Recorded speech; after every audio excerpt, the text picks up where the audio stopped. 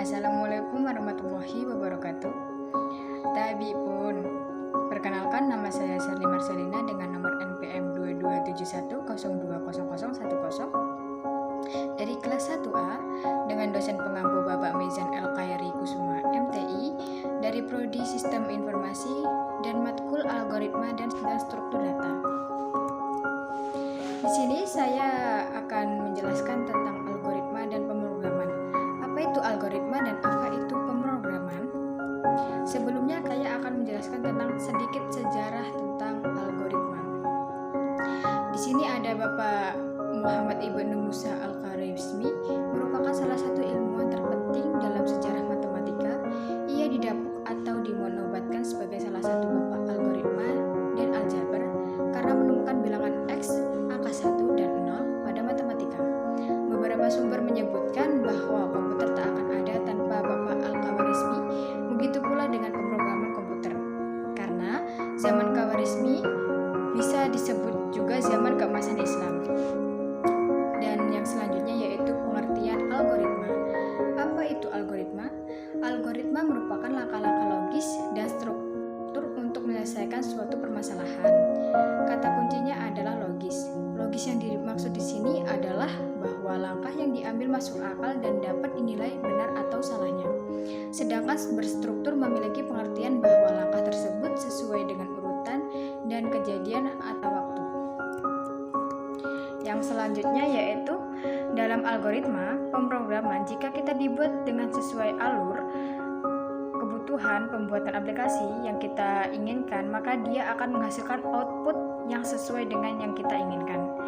Namun bagaimana algoritma pemrograman itu tidak sesuai urutan atau tidak tepat, maka akan menghasilkan output yang berbeda pula, bahkan bisa menghasilkan error pada pemrograman yang kita buat sehingga output aplikasi tidak akan tercapai sesuai keinginan. Next, yang yaitu adalah manfaat.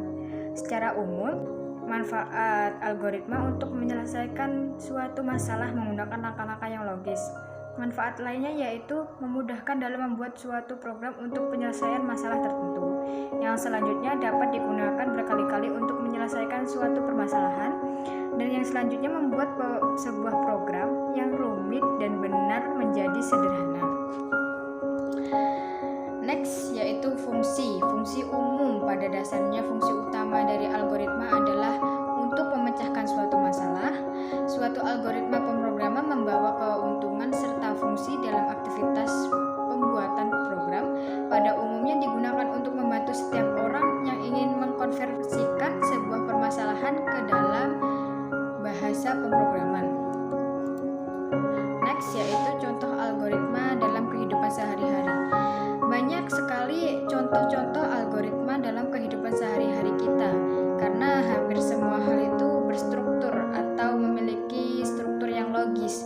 Contohnya di sini saya mengambil dari contoh yang paling sederhana, yaitu dalam kehidupan sehari-hari, cara memasak mie goreng. Langkah pertama yaitu pilih mie instan yang akan dimasak. Yang kedua, buka bungkus mie instan tersebut. Dan yang ketiga, jangan lupa untuk memanaskan air dan tunggu sampai mendidih. Dan yang keempat, masukkan mie instan ke dalam air yang telah mendidih. Yang selanjutnya yang kelima, selagi menunggu mie instan matang, buka seluruh bumbu pada kemasan terpisah yang ada di dalam bungkus mie. Bumbu yang digunakan bisa dituang sesuai keinginan. Yang keenam, setelah mie kurang lebih dari 3 menit siap diangkat, letakkan pada piring yang telah dituangkan bumbu sampai dengan merata. Ketujuh, mie siap dihidangkan dan dinikmati.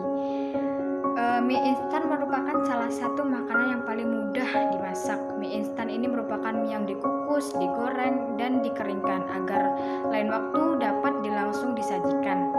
Penyajian mie instan hanya menambahkan air panas atau dimasak dengan mendidih. Yang selanjutnya yaitu kesimpulan.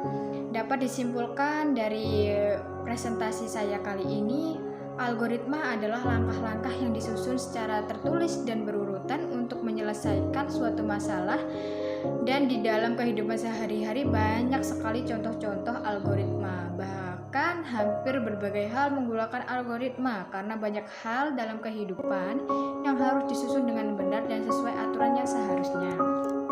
Baik, terima kasih presentasi dari saya. Apabila ada salah kata mohon dimaafkan.